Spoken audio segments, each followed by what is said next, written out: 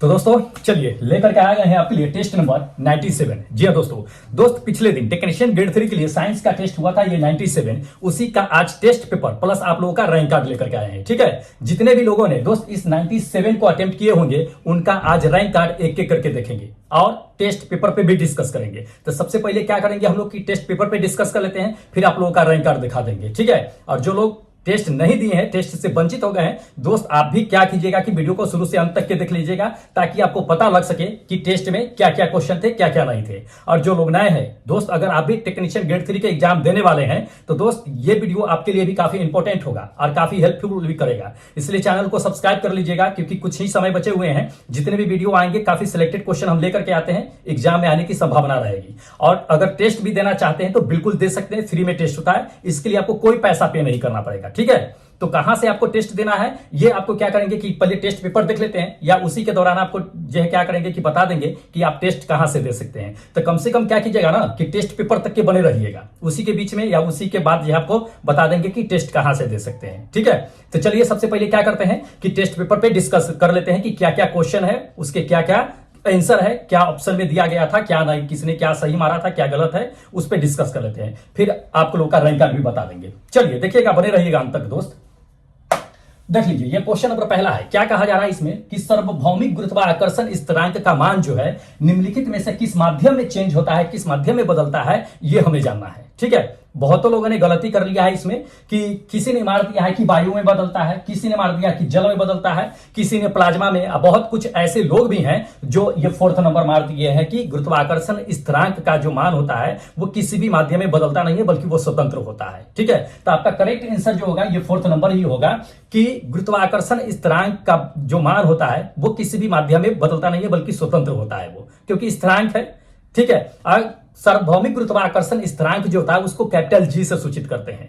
Capital G का खोज जो है किसने किया था, खोज यानी कि सबसे पहले प्रयोग में किसने लाया था, हेनरी कैवेंडिश साहब ने लाया था। कभी कभी उसका मान भी पूछ देता है कि सार्वभौमिक गुरुत्वाकर्षण स्थिरांक का मान कितना होता है। याद रखिएगा 6.67 इंटू 10⁻⁻11 न्यूटन मीटर स्क्वायर प्रति केजी स्क्वायर होता है। ठीक है, यह मान कभी कभी पूछ दिया जाता है, या इससे रिलेटेड जो है दोस्त फॉर्मूला भी पूछा जाता है कि गुरुत्वाकर्षण क्षेत्र के बल का मान क्या, फॉर्मूला क्या होता है। तो F बराबर जो होता है capital G into capital M into small m by जो है डी स्क्वायर होता है। इसी कैपिटल G को जो है सार्वभौमिक गुरुत्वाकर्षण नियतांक कहते हैं। ठीक है, तो इसको याद रखिएगा दोस्त, इंपॉर्टेंट है, पूछे जाते हैं ये सवाल, इस पे न्यूमेरिकल भी पूछता है। ठीक है, चलिए सेकेंड नंबर क्वेश्चन देख लीजिए। सेकेंड नंबर ये कहा जा रहा है कि केपलर का आवर्त नियम जो है वो किससे संबंधित है। इन चारों ऑप्शनों को देखिए, बताइए कि किससे संबंधित है। केपलर साहब के बारे में जानते होइएगा कि उन्होंने ग्रह के गति के नियम का जो है खोज किया था, कि ग्रह की गति का मतलब खोज किया था उन्होंने, तो केपलर साहब ने ये किया था। लेकिन केपलर साहब का आवर्त गति नियम, आवर्त नियम जो है वो किससे संबंधित है।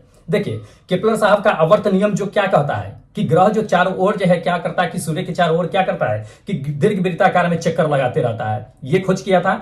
वो कहते हैं कि जो आवर्त काल उसको लगता है चक्कर लगाने में वो, और अर्ध दीर्घ जो अक्ष होता है उसके आपका घन जो होता है वो आवर्त काल के वर्ग उसके अर्ध दीर्घ क्षेत्र के जो है घन उसके समानुपाती होती है। ये ध्यान में रखिएगा, मतलब कि आवर्त काल का स्क्वायर बराबर समानुपाती क्या होगा, अर्ध दीर्घ अक्ष का जो है होल क्यूब उसके जो है समानुपाती होती है। ये आपका जो है केपलर साहब का नियम कहता है। ठीक है, इस नियम को याद रखिएगा, ये केपलर साहब का तीसरा नियम है।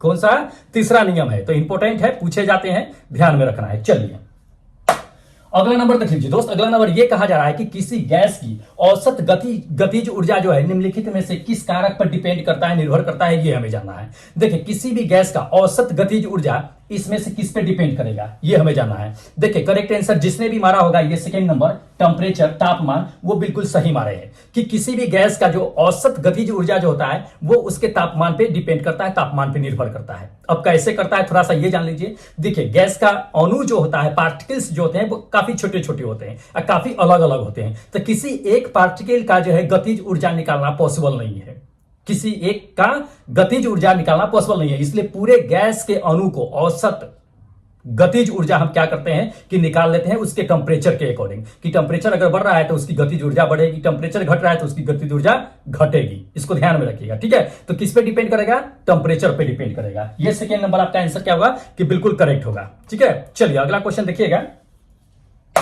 देख लीजिए दोस्त, अगला नंबर ये क्वेश्चन कहा जा रहा है कि आवेश का सीजीएस इकाई क्या होता है। बहुत अच्छा क्वेश्चन है। कभी कभी आवेश का ऐसा यूनिट पूछ देता है, तो आवेश का ऐसा यूनिट क्या होता है? कूलम्ब होता है। क्या होता है? कूलम्ब। ऐसा यूनिट कूलम्ब होता है, ध्यान रखिएगा, ये सेकेंड नंबर। लेकिन पूछा क्या गया है? CGS unit. तो सीजीएस में जाइएगा तो स्टेट कूलम्ब हो जाता है। क्या होता है? State coulomb. ये फर्स्ट नंबर आपका आंसर क्या होगा कि बिल्कुल करेक्ट होगा कि आवेश का सीजीएस यूनिट जो होता है वो स्टेट कूलम्ब होता है। अब ये चीजें जान लीजिए कि कभी कभी आपको दूसरे तरीका से क्वेश्चन पूछ देगा कि एक कूलम्ब जो होता है वो कितने स्टेट कूलम्ब के इक्वल होता है, कितने स्टेट कूलम्ब के बराबर में होता है। ठीक है, तो ये चीज जान लीजिए कि एक कूलम्ब जो होता है वो 3 × 10⁹ स्टेट कूलम्ब के बराबर होता है। ध्यान रखिएगा ये चीज, इसको नोट कर लीजिएगा, क्योंकि दोस्त पूछे जाते हैं ये सवाल, इंपॉर्टेंट है। चलिए अगला क्वेश्चन आपको दिखा देते हैं।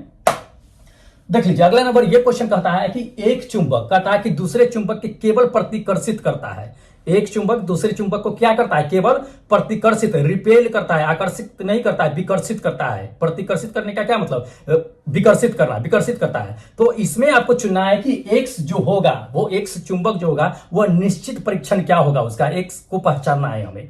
तो एक्स को पहचाना है तो एक्स क्या होगा? देखिए दो चुंबक है, दोनों एक दूसरे को केवल और केवल प्रतिकर्षित करता है। प्रतिकर्षित करने का मतलब क्या होता है कि दोस्त दोनों का ध्रुव जो होगा वो समान होगा, सीधी सी बात है, तभी प्रतिकर्षित करेगा। और असमान ध्रुव जो होता है एक दूसरे को आकर्षित करता है, यही नहीं करता है।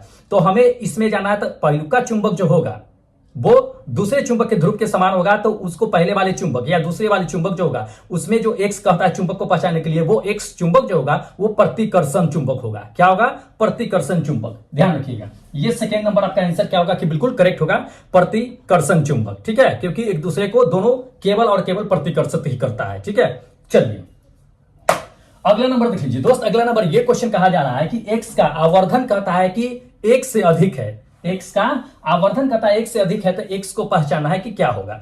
देखिए आवर्धन एक से अधिक है मतलब कि बड़ा इमेज बन रहा है, एक से छोटा है मतलब कि छोटा इमेज बन रहा है, एक के बराबर है मतलब कि सेम इमेज बन रहा है, जितना वस्तु है उतना ही बड़ा यही इमेज बन रहा है। ये चीज ध्यान रखिए। तो एक्स का आवर्धन हमें एक से अधिक मिल रहा है, मतलब कि प्रतिबिंब वस्तु से बड़ा बन रहा है। तो प्रतिबिंब वस्तु से बड़ा कब बनता है, किसमें बनता है दोस्त? अवतल दर्पण में बनता है। तो ये आपका सेकेंड नंबर आंसर क्या होगा कि अवतल दर्पण जो होगा वो आपका करेक्ट आंसर होगा, क्योंकि अवतल दर्पण में प्रतिबिंब जो होता है एक से अधिक बनता है। एक से कम कहेगा तो उत्तल दर्पण होगा, एक के बराबर कहेगा तो समतल दर्पण होगा। याद रखिएगा, ठीक है, क्योंकि इसी तरह का लॉजिकल क्वेश्चन आपको आ सकते हैं एग्जाम में। चलिए अगला नंबर देख लीजिए दोस्त। अगला नंबर ये क्वेश्चन कहता है कि बीटा विकिरण जो है उत्सर्जित इलेक्ट्रॉन कहां से उत्पन्न होता है, ये हमें जाना है। उत्सर्जित इलेक्ट्रॉन कहां से उत्पन्न होता है बीटा विकिरण में? देखिए बीटा विकिरण में उत्सर्जित इलेक्ट्रॉन कहां से उत्पन्न होता है? नाभिक के आपका जो है न्यूट्रॉन से उत्पन्न होता है। कहां से?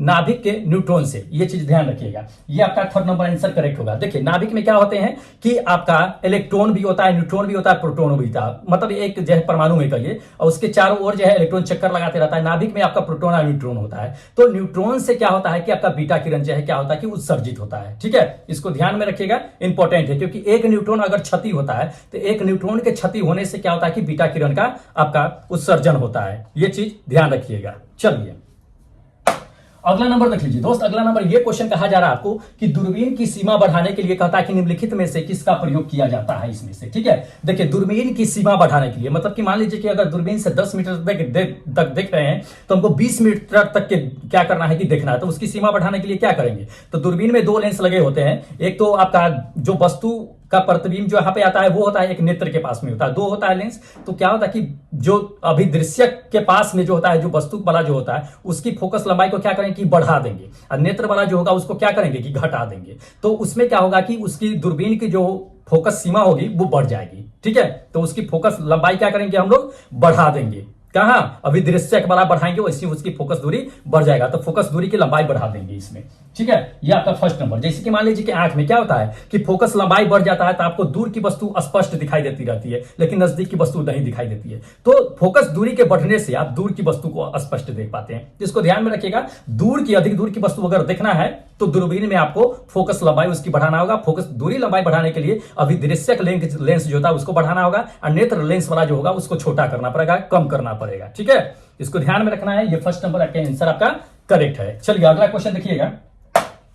अगला नंबर देखिए, अगला नंबर ये कहा जा रहा है कि बोर साहब जो थे अपने सिद्धांत को समझाने के लिए निम्नलिखित में से किसका जो है उपयोग किए थे, ये हमें बताना है। देखिए, बोर साहब ने अपने सिद्धांत को समझाने के लिए क्वांटम संरक्षण, क्वांटम आवृत्ति संरक्षण, क्वांटम सिद्धांत का जो है उन्होंने सहयोग लिया था, उपयोग किया था। ठीक है, ये आपका थर्ड नंबर आंसर बिल्कुल करेक्ट है, क्वांटम का। अब ये समझ लीजिए कि क्वांटम का सहयोग क्यों लिए थे।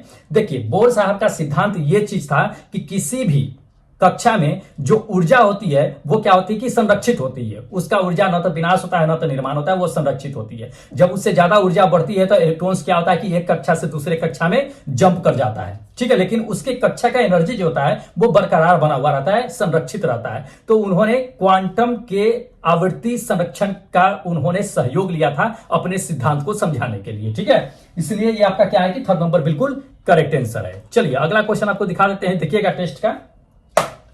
परम शून्य पर कहता है कि एसआई मतलब क्या, एसआई यूनिट नहीं, सिलिकॉन है, सिलिकॉन का संकेत है ये कि परम शून्य ताप पर सिलिकॉन का कहता है कि निम्नलिखित में से आपको किस रूप में कार्य करेगा। तो सिलिकॉन है, सिलिकॉन को क्या कीजिए कि परम शून्य ताप पे ले जाइए। उस ताप पर, टेम्परेचर पर ले जाने पे सिलिकॉन क्या करेगा, किस तरह का काम करेगा। वैसे सिलिकॉन है क्या, सिलिकॉन एक सेमीकंडक्टर है, लेकिन सेमीकंडक्टर है उसको अब जो है क्या करेंगे, एब्सोल्यूट टेम्परेचर यानी परम शून्य ताप पे ले जाएंगे। तो उस पे किस तरह का व्यवहार करेगा ये हमें जानना है। देखिए, परम शून्य टेम्परेचर किसको कहते हैं, परम शून्य तापमान किसको कहते हैं, -273 डिग्री, जिसके नीचे टेम्परेचर को ले ही नहीं जाया जा सकता है, जहां पे सब कुछ रुक जाता है, हर चीज की गति रुक जाता है, यहां तक कि जीवाणु की भी गति रुक जाती है, हर चीज का गति रुक जाता है, वो परम शून्य टेम्परेचर होता है। ठीक है, तो वहां पे सिलिकॉन जो काम करता है वो एक इंसुलेटर की तरह काम करता है। क्या, इंसुलेटर की तरह, ध्यान रखिएगा ये चीज। तो ये आपका क्या होगा कि थर्ड नंबर आंसर बिल्कुल करेक्ट होगा कि सिलिकॉन जो है एक इंसुलेटर की तरह काम करेगा परम शून्य टेम्परेचर पे। चलिए अगला देख लीजिए दोस्त, अगला नंबर ये कहा जा रहा है कि प्रतिरोध को अगर मान लीजिए कि श्रेणी क्रम में जोड़ने पर प्रतिरोधों का कहता है कि प्रतिरोधों के द्वारा जो है प्रवाहित होने वाला जो है धारा जो होता है उसमें क्या होगा। देख लीजिए आप जो है क्या है कि सीरीज में यानी कि श्रेणी क्रम में जो है प्रतिरोध जुड़े हुए हैं, आप प्रतिरोधों को और अगर जोड़ दीजिए उसमें प्रतिरोध को श्रेणी क्रम में, तो उससे प्रवाहित होने वाला धारा पर क्या असर पड़ेगा दोस्त, कोई असर नहीं पड़ेगा, बिल्कुल कोई असर नहीं पड़ेगा। असर पड़ना चाहिए तो प्रतिरोध पे पड़ना चाहिए, धारा पे कोई इफेक्ट नहीं पड़ेगा अगर श्रेणी क्रम में जोड़ देते हैं तो। यही अगर आपको पैरेलल में जोड़ता है तब जो है धारा पे इफेक्ट पड़ता, समांतर में जोड़ता तब धारा पे इफेक्ट पड़ता। ठीक है, लेकिन सीरीज में जितना धारा आप एक इंड से दूसरे इंड तक के प्रवाहित कीजिएगा, बीच में चाहे जितना भी प्रतिरोध लगा दीजिए, दूसरे इंड पे धारा उतना ही आपको जो है क्या होगा कि मिलता जाएगा। ठीक है, तो इस पे कोई मतलब इफेक्ट नहीं पड़ेगा, समान ही रहता है उस पे। ठीक है, तो ये आपका क्या होगा कि थर्ड नंबर आंसर बिल्कुल करेक्ट होगा। हाँ, लेकिन ये चीजें जो है अगर क्वेश्चन पूछ देता है कि मान लीजिए कि सीरीज में प्रतिरोधों की संख्या अगर बढ़ा दिया जाए तो पहले जो सबसे कम प्रतिरोध होगा उस पर क्या होगा, या ज्यादा प्रतिरोध होगा उस पर क्या हो सकता है। तो ये चीजें जान लीजिए कि सीरीज में जैसे ही प्रतिरोध को जोड़ेंगे तो उसमें जितना सबसे हाईएस्ट जो मान वाला जो प्रतिरोध होगा उसका समतुल्य प्रतिरोध जो आएगा वो हाईएस्ट प्रतिरोध से कहीं ज्यादा आएगा। और पैरेलल में क्या होता है कि सबसे लो प्रतिरोध जो होता है उससे भी ज्यादा कम जो है प्रतिरोध आता है समतुल्य प्रतिरोध में। तो इसको ध्यान में रखिएगा, धारा पे कोई इफेक्ट नहीं पड़ेगा, धारा ऐसे ही चलता रहेगा। ठीक है, चलिए अगला देखिएगा क्वेश्चन। अगला नंबर देख लीजिए दोस्त, अगला नंबर ये क्वेश्चन कहता है कि निम्नलिखित में से कौन सा कहता है कि प्लाज्मा का घटक नहीं है। देखिए, प्लाज्मा का घटक नहीं है ये हमें जानना है। इन चारों में से देख लीजिए, आप बताइए कि प्लाज्मा का घटक कौन नहीं है। 3 है जो प्लाज्मा का घटक है, 1 है जो प्लाज्मा का घटक नहीं है। कौन नहीं है तो दोस्त ये सेकेंड नंबर, प्लेटलेटस। प्लेटलेटस जो होता है वो प्लाज्मा का घटक नहीं होता है। प्लेटलेटस आखिर होता किसका घटक है तो दोस्त ये ब्लड का घटक होता है, ब्लड का यानी रक्त का घटक होता है। ये चीजें जान लीजिए, प्लाज्मा प्लेटलेटस जो होता है सो। ठीक है, अब ये रक्त का घटक सिर्फ प्लेटलेटस नहीं होता है, 2 और होते हैं, एक WBC एक जो है RBBC, जिसको रक्त कोशिका जो है कनिका कहते हैं हम लोग, जो है रेड ब्लड सेल। ठीक है, लाल रक्त कोशिका, एक व्हाइट ब्लड सेल होता है जो श्वेत रक्त कोशिका होता है, और एक प्लेटलेटस। ये तीनों जो होता है वो रक्त का घटक होता है, समझे, और नहीं न कि जो है प्लाज्मा का घटक होता है। प्लाज्मा का घटक नहीं होता है, इसको ध्यान में रखिएगा, इंपॉर्टेंट है। चलिए अगला क्वेश्चन आपको दिखा देते हैं, देख लीजिए। अगला नंबर ये क्वेश्चन कहा जाता है कि स्वस्थ हड्डी और दांतों के निर्माण के लिए कहता है कि इसमें से कौन सा विटामिन जो है आपको पाया जाता है या आवश्यक होता है। तो आप जानते हैं कि हड्डी के लिए जो है सबसे महत्वपूर्ण विटामिन कौन सा होता है, विटामिन डी होता है। क्या होता है, विटामिन डी। तो ये आपका थर्ड नंबर आंसर बिल्कुल करेक्ट होगा कि विटामिन डी। अब ये चीजें जान लीजिए कि कभी कभी आपको ये क्वेश्चन पूछा जाता है कि आपका शरीर जो है सबसे ज्यादा किस विटामिन को कलेक्ट करते रहता है। तो विटामिन डी को सबसे ज्यादा मात्रा में विटामिन डी को कलेक्ट करता रहता है, इसको ध्यान में रखिएगा, ठीक है। और विटामिन डी जो है एक तरह का हार्मोन भी है, ठीक है। कभी कभी ये भी क्वेश्चन पूछता है कि कौन से विटामिन को हार्मोन के नाम से जानते हैं, तो विटामिन डी को हार्मोन के नाम से जानते हैं, ये इंपॉर्टेंट है, पूछा जाता है, ठीक है। चलिए अगला नंबर देख लीजिए दोस्त। अगला नंबर ये क्वेश्चन कहता है कि निम्नलिखित में से किसमें जो है निषेचन के द्वारा भी और निषेचन के बिना भी जो है जनन होता है। बहुत अच्छा क्वेश्चन है, मतलब कि निषेचन के द्वारा और बिना निषेचन का भी जनन होता है, हमें यह जानना है इन चारों में से। देखिए आपको हम बताते हैं कि निषेचन और बिना निषेचन का भी जनन जो होता है वो पौधों में भी होता है। तो पौधा तो इसमें है नहीं, ऑप्शन पौधा कोई है नहीं, ठीक है। इसमें जीवों का नाम दे दिया, तो आपको करेक्ट आंसर बता देते हैं कि मधुमक्खी। कौन सा? ये मधुमक्खी, फर्स्ट नंबर। मधुमक्खी में जान लीजिए ये चीजें कि निषेचन के द्वारा भी और बिना निषेचन के भी उसमें क्या होता है कि जनन होता है, अब बाकी साथ में पौधे में भी होता है, ठीक है। इसको ध्यान रखिएगा। चलिए अगला नंबर देख लीजिए दोस्त। अगला नंबर ये कहा जा रहा है कि मनुष्य का तंत्रिका तंत्र जो होता है वो कितने भागों में डिवाइडेड होता है, यानी विभक्त होता है, बटा होता है। देखिए मनुष्य का तंत्रिका तंत्र जो होता है ना वो 2 भागों में डिवाइडेड होता है। कितने भागों में? 2 भागों में डिवाइडेड होता है। ध्यान रखिएगा, ये फर्स्ट नंबर आंसर क्या होगा कि आपका करेक्ट होगा कि मनुष्य का तंत्रिका तंत्र जो होता है वो 2 भागों में डिवाइडेड होता है। अब कौन कौन में होता है ये चीज जान लीजिए। पहला नंबर जान लीजिए कि केंद्रक तंत्रिका तंत्र होता है। दूसरा नंबर ये जान लीजिए कि परिधीय जो है तंत्रिका तंत्र होता है, 2 होता है। केंद्रीय तंत्रिका तंत्र कहां पे होता है ये जान लीजिए, तो मस्तिष्क मेरुरज्जु जो होता है उसके अंदर में स्थित होता है केंद्रीय तंत्रिका तंत्र, और परिधि तंत्रिका तंत्र जो होता है वो मस्तिष्क मेरुरज्जु के ठीक बाहर में स्थित होता है। तो इसको ध्यान में रखिएगा, इंपॉर्टेंट है, 2 भाग इसके होते हैं। चलिए अगला क्वेश्चन आपको दिखा देते हैं, देख लीजिए दोस्त। अगला नंबर ये क्वेश्चन कहा जाता है कि सामान्य रक्त जो होता है, सामान्य रक्त का थक्का जो बनने में समय लगता है वो कितना वक्त लगता है। बहुत अच्छा क्वेश्चन है। तो ब्लड का क्लॉट जो होता है, ब्लड क्लॉट होने में कितना वक्त लगता है ये हमें जानना है। ब्लड का क्लॉट यानी रक्त थक्का किसकी वजह से बनता है? विटामिन के की वजह से बनता है, ठीक है। विटामिन के की कमी से बनता है ब्लड का थक्का जो होता है सो। तो उसको ब्लड क्लॉट होने में, जिससे शरीर से ब्लड निकला, तो उसको क्लॉट बनने में, क्लॉट होने में, ब्लड को जमने में, थक्का बनने में कितना वक्त लगता है दोस्त? 10 से 15 सेकेंड लगता है। कितना? 10 से 15 सेकेंड लगता है। ध्यान रखिएगा ये चीजें। तो ये आपका क्या होगा कि 4th नंबर आंसर बिल्कुल करेक्ट होगा कि 10 से 15 सेकेंड। चलिए अगला नंबर देख लीजिए। अगला नंबर ये क्वेश्चन कहा जाता है कि संघ कार्डेटा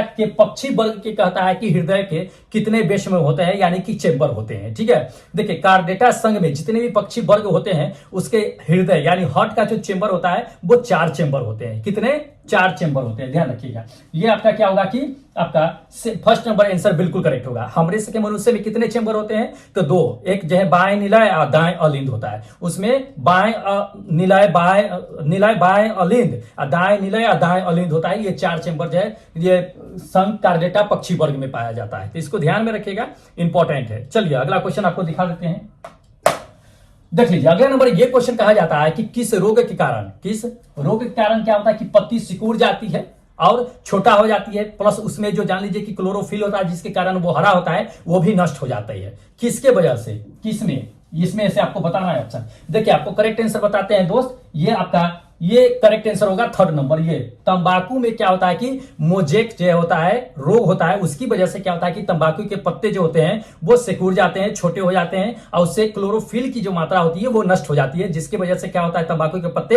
पीले पड़ना शुरू हो जाता है, पीला होना शुरू हो जाता है, ठीक है। तो मोजेक क्या है? मोजेक एक वायरस है जिसकी वजह से तंबाकू में मोजेक रोग होता है। तो मोजेक वायरस की वजह से होता है, ये ध्यान रखिएगा, पूछे जाते हैं ये, ठीक है। चलिए अगला क्वेश्चन देख लीजिएगा। अगला नंबर देख लीजिए। अगला नंबर ये क्वेश्चन कहता है कि निम्नलिखित में से कौन सा एक जो है सुमेलित नहीं है, सही मतलब मिलान किया गया नहीं है। इन चारों में से ऑप्शन में से देखिए और सही बताइए कि कौन सही मिलान नहीं किया गया है। देखिए पहला नंबर में देखिएगा तो फ्लोरिकल्चर दे दिया है जो फूलों के खेती से संबंधित है, ये बिल्कुल सही मिलान है।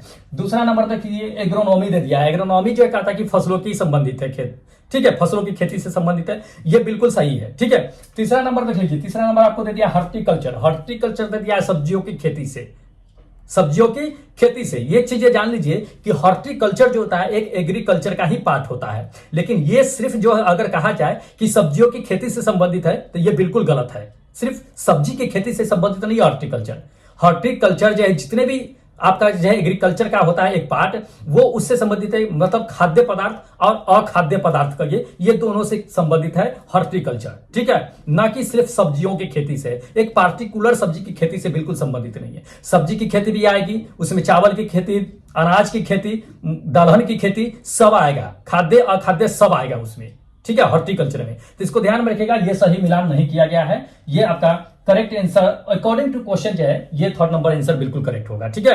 बाकी पोमोलॉजी जो देख रहे हैं ये बिल्कुल जो है फलों के अध्ययन होता है, फलों की खोज के अध्ययन होता है, खेती का अध्ययन होता है, ये बिल्कुल सही है। चलिए अगला नंबर देख लीजिए। अगला नंबर ये कहा जा रहा है दोस्त कि पोलियो जो है, पोलियो की बीमारी जो होती है वो उससे प्रभावित होने वाला तंत्र कौन सा होता है, ये हमें जानना है, ठीक है। अगर किसी व्यक्ति को मान लीजिए कि अगर पोलियो हो जाता है तो वो व्यक्ति को क्या चीज इफेक्टेड करेगा सबसे ज्यादा, ये हमें जानना है। देखिए अगर किसी व्यक्ति को पोलियो हो जाता है तो सबसे ज्यादा जो इफेक्टेड होता है वो नर्वस सिस्टम होता है। क्या होता है, नर्वस सिस्टम, मतलब तंत्रिका तंत्र सबसे ज्यादा प्रभावित होता है, ठीक है। तो ध्यान रखिएगा, ये थर्ड नंबर आपका आंसर क्या होगा कि बिल्कुल करेक्ट होगा कि तंत्रिका तंत्र सबसे ज्यादा प्रभावित होता है। अब नर्वस सिस्टम क्या होता है कि तंत्रिका तंत्र क्या होता है कि अपने पूरे शरीर में सेल्स को एक्टिव करके रखता है, मतलब जितने हाथ पर जो देख रहे हैं वो नर्वस सिस्टम की वजह से देखते हैं, वो एक्टिव होता है। और जैसे ही पोलियो होता है, ठीक है, वैसे क्या होता है कि वो नर्वस सिस्टम के जिस पार्ट पे होता है उस पार्ट को डीएक्टिव कर देता है, फिर वहां से आपका हाथ पैर चलना जो बंद हो जाता है। देखे होइएगा गांव में या कहीं भी देखे होइएगा, जो व्यक्ति को पोलियो हो जाता है, पैरालिसिस मार देता है, उसका एक पार्ट जो है या कोई भी पार्ट जिस पार्ट पे मारता है उस पार्ट का जो है अंग जो है वो एक्टिव नहीं होता है, डीएक्टिव हो जाता है, वो काम करना बंद कर देता है। तो वहां की नर्वस सिस्टम क्या होती है कि डेड नहीं कहिए, एक तरह से डीएक्टिव हो जाता है, काम करना बंद कर देता है, ठीक है।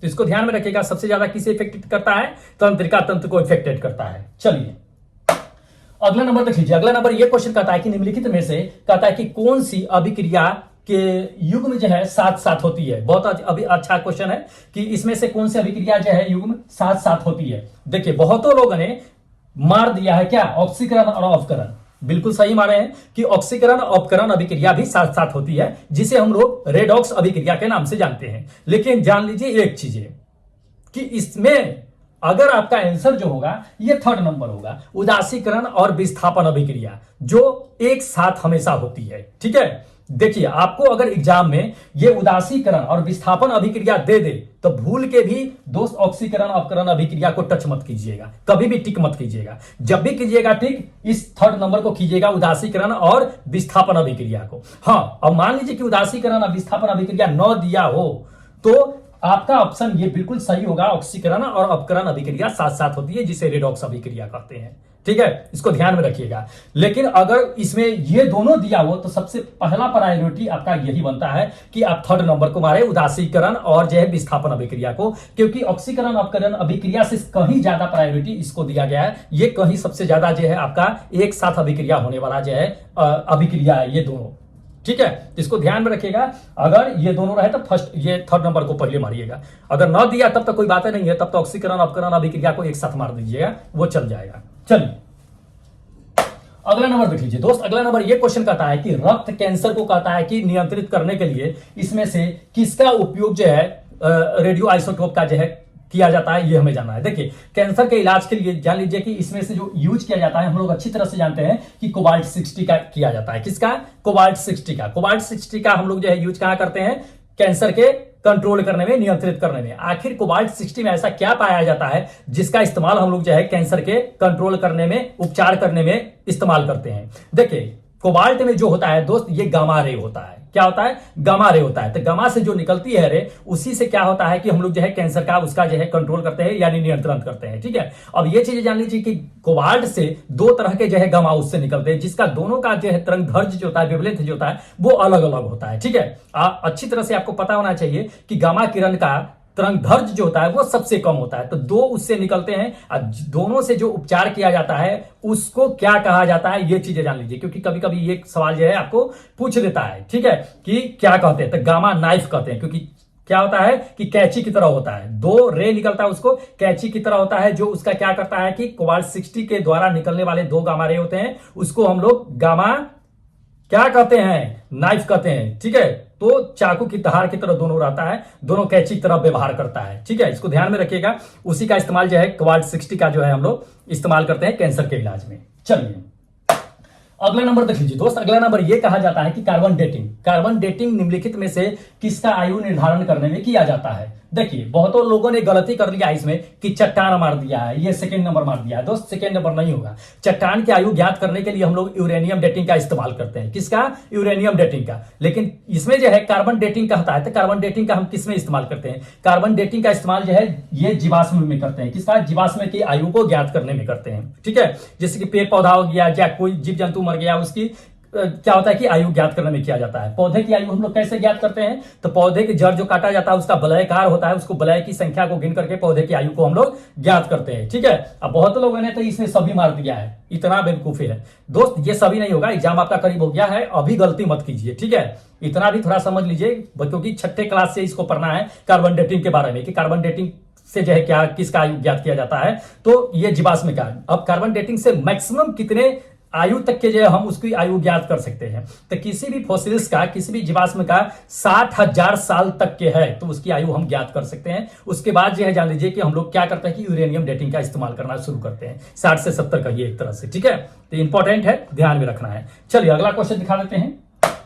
देख लीजिए, कहता है कि जो लवण अम्लीय हाइड्रोजन परमाणु, जो लवण अम्लीय हाइड्रोजन परमाणु या हाइड्रोक्सिल आयन से मुक्त रहते हैं वो क्या कहलाते हैं? बहुत अच्छा क्वेश्चन है। देखिए, जो भी लवण अम्लीय हाइड्रोजन परमाणु से मुक्त रहेगा, हाइड्रोक्सिल आयन से मुक्त रहेगा, उसको हम लोग क्या कहेंगे कि सामान्य लवण कहते हैं। क्या कहते हैं? सामान्य लवण कहते हैं। ध्यान रखिएगा, ये फर्स्ट नंबर आपका आंसर क्या होगा कि बिल्कुल करेक्ट होगा कि सामान्य लवण कहते हैं। चलिए अगला क्वेश्चन देखिएगा।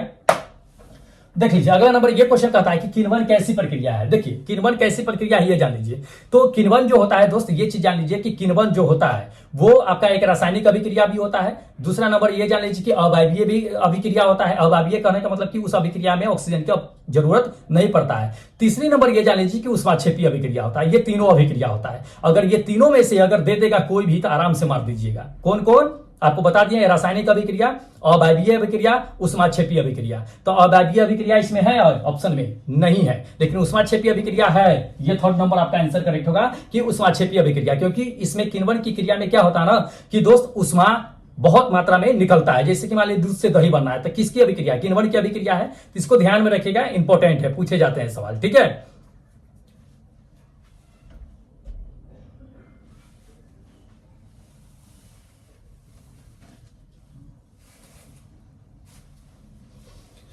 हाँ तो चलते हैं और अगला क्वेश्चन हम लोग क्या करते हैं कि देख लेते हैं। देखिएगा, देख लीजिए, अगला नंबर ये क्वेश्चन दे दिया है कि मानव के शरीर में मान लीजिए कि अगर तांबा धातु की अगर वृद्धि हो जाता है तो कौन सी बीमारी होती है। बहुत अच्छा है, कभी कभी तो ये क्वेश्चन पूछा जाता है कि मानव के शरीर में अगर लौह तत्व की कमी हो जाए तो कौन सी बीमारी होती है। तो लौह तत्व की कमी होते हैं तो क्या होता है कि रक्त की कमी हो जाती है, जिसकी वजह से एनीमिया रोग होता है। लेकिन इसमें तांबा की वृद्धि दे दिया है कि अगर तांबा की ही वृद्धि अगर हो जाए आपके शरीर में तो कौन सा बीमारी होगा। दोस्त जान लीजिए कि विल्सन बीमारी होती है। क्या होती है? विल्सन बीमारी। अगर कॉपर की मात्रा शरीर में बढ़ जाए तो ये सेकेंड नंबर विल्सन बीमारी होती है। इस बीमारी में होता क्या है ये थोड़ा सा जान लीजिए। विल्सन बीमारी होती है तो आपका जो है लीवर इफेक्टेड होता है, मस्तिष्क इफेक्टेड होता है, आंख इफेक्टेड होता है, शरीर का जो है अन्य ऑर्गन्स जो होते हैं वो थोड़ा सा जो है डैमेज होना शुरू हो जाता है। ठीक है, तो ज्यादा मात्रा में कॉपर न लिया जाए, ध्यान रखा जाए इसको। ठीक है,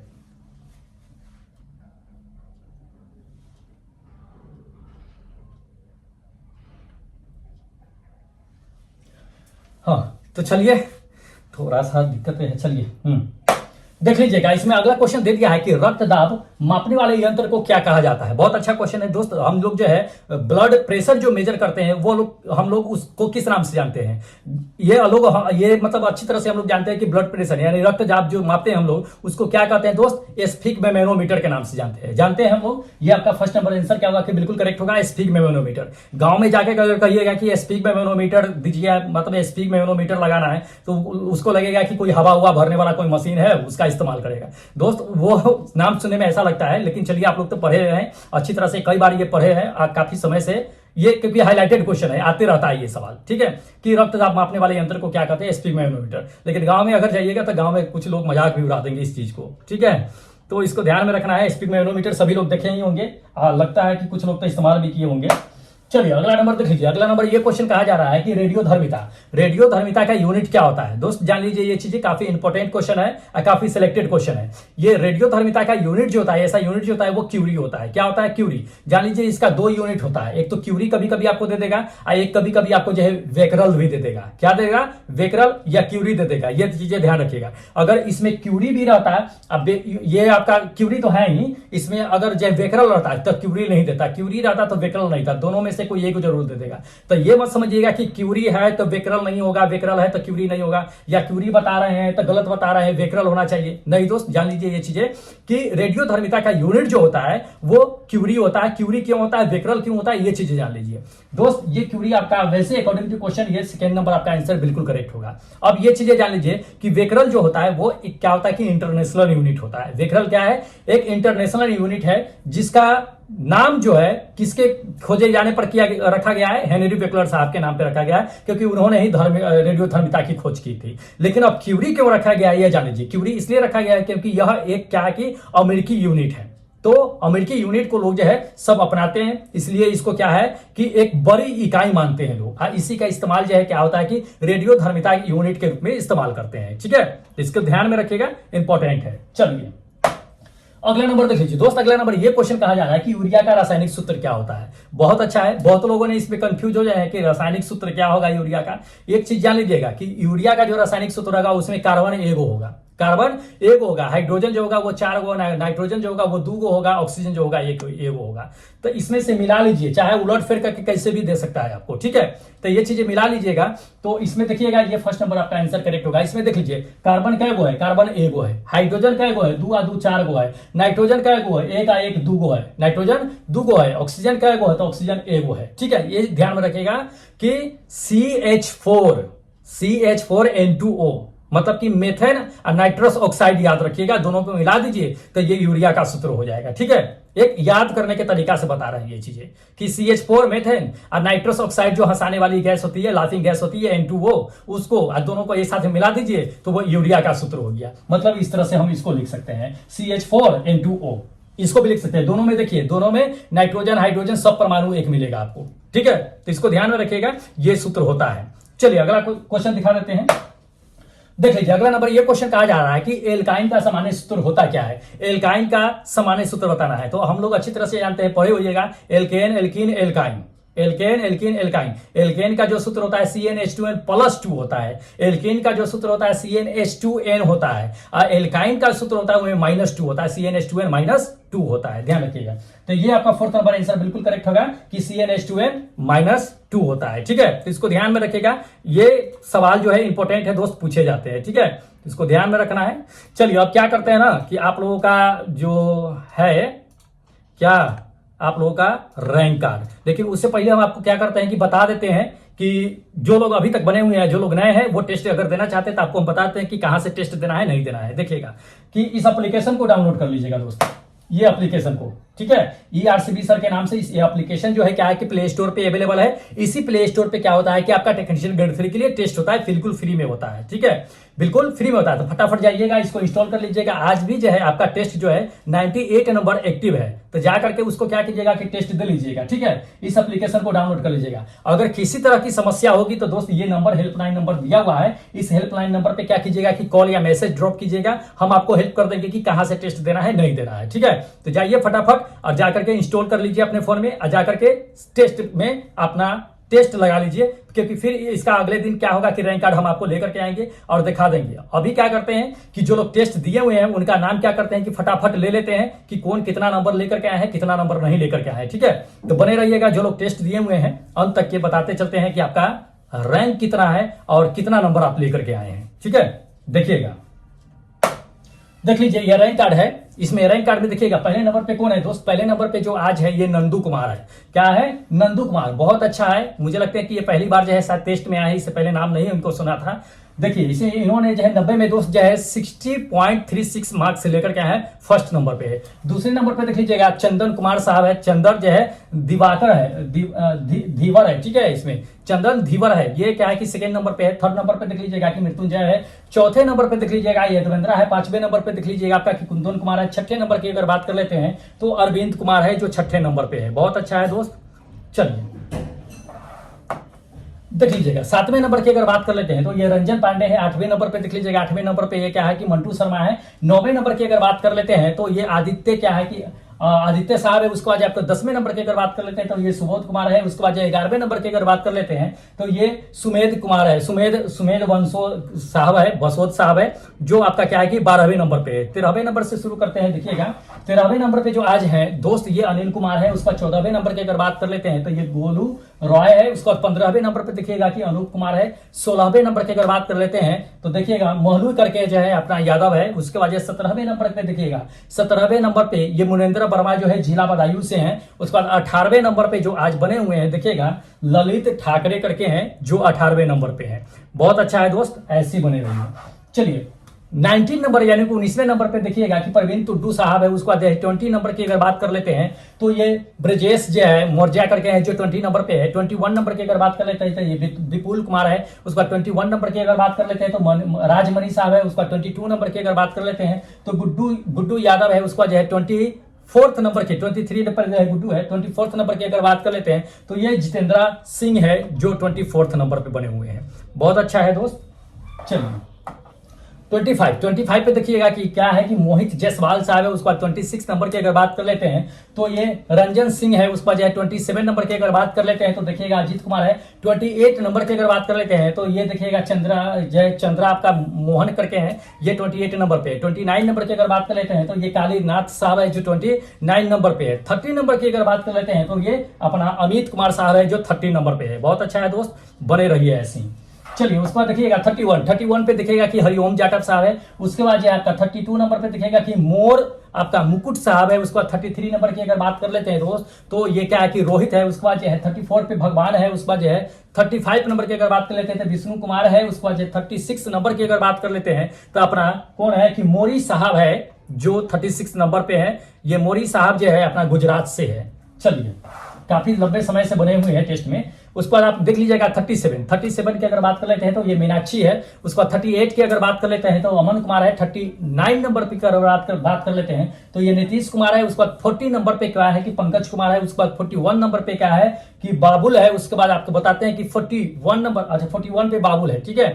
42 नंबर की अगर बात कर लेते हैं तो देख लीजिएगा ये अपना निरुल लाल जो है टुड्डू करके है, ये अपना 42 नंबर पे है। बहुत अच्छा है दोस्त, ऐसे ही मेहनत कीजिए।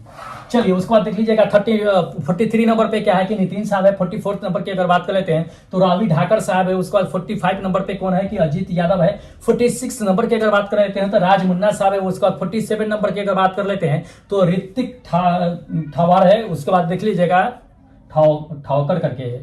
चलिए 48 पे अगर बात कर लेते हैं तो ये क्या है कि विकास जो है निराला करके है, जो 48 नंबर पे है। चलिए 49 नंबर के चलते हैं तो 49 पे देखिएगा कि सुदामा यादव करके है। उसके बाद जो है 50 नंबर पे देखिएगा ये अपना नंबर दे दिए हैं 620 करके जो है अपना नंबर, दोस्त नंबर नहीं देना था, नाम देना था। चलिए 51 पे देख लीजिएगा कि भूपेंद्र साहब है। 52 नंबर की अगर बात कर लेते हैं तो रवि कुमार है। 53 नंबर पे कौन है कि ये विकास है। 54 नंबर की अगर बात कर लेते हैं तो ये नंबर दे दिए हैं, 2 बार एक ही नंबर से इन्होंने टेस्ट अटेम्प्ट कर लिया है, कोई नहीं। चलिए देख लीजिएगा उसके बाद आपको बताते हैं 55 नंबर पे कौन है कि राहुल कुमार है। 56 नंबर की अगर बात कर लेते हैं तो देवेंद्र कुमार है। 57 नंबर की अगर बात कर लेते हैं तो संजीव यादव है। 58 नंबर की अगर बात कर लेते हैं तो मुकेश नाग साहब है। उसके बाद जो है 59 नंबर की अगर बात कर लेते हैं तो बीरू भाई है। 60 नंबर पे आज जो बने हुए हैं उत्सव यादव करके बने हुए हैं, जो 60 नंबर पे है। चलिए 61 पे देखिएगा कि प्रिया है। उसके बाद 62 नंबर की अगर बात कर लेते हैं तो राम शाह है। उसका 63 नंबर की अगर बात कर लेते हैं तो मुकेश कुमार है। उसका 64 नंबर पे कौन है कि आनंद गुप्ता है। 65 नंबर पे देखिएगा 65 नंबर पे ये बसंत मेहता साहब है। 66 नंबर पे देखिएगा कि एमडी राजीव जो है वर्षी है, जो मुजफ्फरपुर से है। दोस्त आप पीछे जा रहे हो टेस्ट में, हुआ क्या है। चलिए 67 नंबर, थोड़ा सा ध्यान दिया कीजिए। 67 नंबर पे देखिएगा कि अंकित राव है, जो जौनपुर से है। उसका 68 की अगर बात कर लेते हैं तो अजय साहब है। 69 पे अगर बात कर लेते हैं तो मोहन कुमार है। 70 नंबर की अगर बात करते हैं तो एमडी आबिद है। उसका जो है आपका 71 की अगर बात कर लेते हैं तो सुजीत कुमार है। 72 नंबर पे देखिएगा कौन है कि राजेंद्र सिंह है, जो 72 नंबर पे बने हुए हैं। बहुत अच्छा है दोस्त। उसके बाद देख लीजिएगा आपका कि योगेश भाई जो 73 नंबर पे, योगेश भाई 73 नंबर पे है। 74 की अगर बात कर लेते हैं तो देखिएगा सुरेंद्र साहब है, उसको 75 नंबर की अगर बात करते हैं तो भीम सिंह है। 76 नंबर पे देखिएगा, 76 पे ये रत्नाकर प्रसाद साहब है। उसके बाद 77 नंबर की अगर बात कर लेते हो तो ये जावेद साहब है। उसके बाद 78 नंबर की अगर बात कर लेते हैं तो अंजलि है जो 78 नंबर पे बनी हुई है। बहुत अच्छा है अंजलि, मेहनत कीजिए।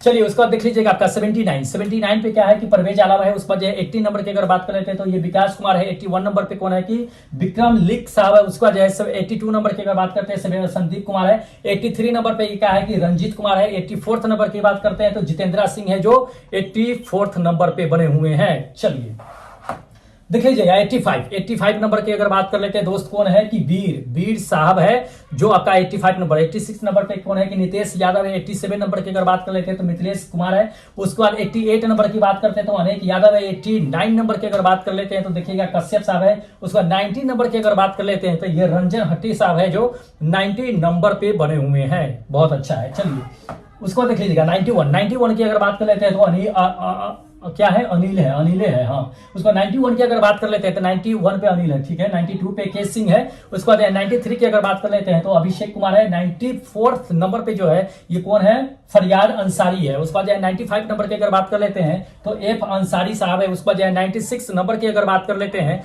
तो दोस्त 96 पे आज जो बनी हुई है ये पूर्णिमा सिंह है। बहुत अच्छा है पूर्णिमा।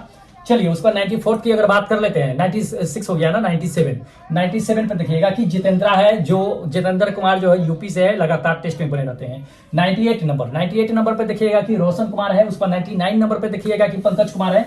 100 नंबर पे आज देखिएगा कि तेज बहादुर करके जो है आपका जो है 100 नंबर पे आज बने हुए हैं। 101 नंबर पे अगर बात कर लेते हैं तो ये राजकुमार साहब है जो 101 नंबर पे है। 102 नंबर की अगर बात करते हैं तो ये शुभम राव साहब है जो 102 नंबर पे आज बने हुए हैं। बहुत अच्छा है।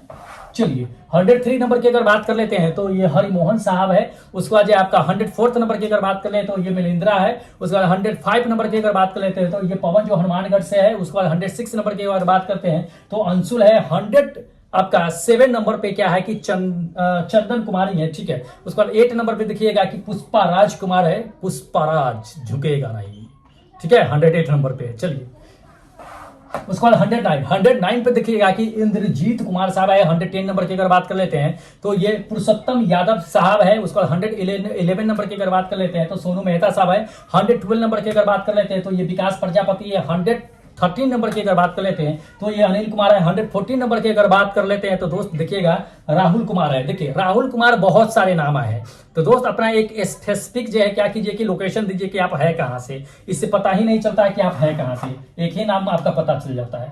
चलिए 115 नंबर पे देखिएगा कि बबलू जो पटना से है, बहुत अच्छा है। 15 नंबर पे 16 नंबर की अगर बात करते हैं तो ईशांत झा है। उसको 17 नंबर की अगर बात करते हैं तो चंदन कुमार है। 18 नंबर की अगर बात करते हैं तो अभिषेक कुमार है। उसका 19 नंबर की अगर बात कर लेते हैं तो निशिता है जो 19 नंबर पे है। उसके बाद जो है 20 नंबर की अगर बात कर लेते हैं 120 पे तो क्या है कि रजनीश कुमार करके है जो 120 नंबर पे है। चलिए 121 नंबर की अगर बात कर लेते हैं तो कौन है कि अंजू कुमार है। 122 नंबर की अगर बात कर लेते हैं तो संजय सानी है। 123 नंबर की अगर बात कर लेते हैं तो गोविंद सिंह है। उसका 24 की बात करते हैं तो सोनू गोपी करके हैं। उसके बाद जो है 25 नंबर पे कौन है कि अनिल कर है। उसके बाद जो है 26 नंबर पे देखिएगा कि प्रमोद कुमार साहब है जो 26 नंबर पे है। बहुत अच्छा है दोस्त, ऐसे मेहनत कीजिए। चलिए उसके बाद देखिएगा 27 नंबर पे कौन है कि अमरनाथ भाई है, अमरनाथ बिंद करके हैं। 28 नंबर की अगर बात करते हैं तो 28 पे कौन है कि गीतेश करके है, ठीक है। ये 28 नंबर पे। 29 की अगर बात करते हैं तो ये पंकज शर्मा है। 30 नंबर की अगर बात करते हैं तो ये जावेद आलम है। 31 की अगर बात करते हैं तो पंकज शर्मा है। 32 नंबर की अगर बात करते हैं तो देखिएगा जावेद आलम। अच्छा ऊपर नीचे कैसे हो गया नाम, एक ही नाम से जो है कई बार दे देते हैं, पता नहीं कैसे देते हैं लोग।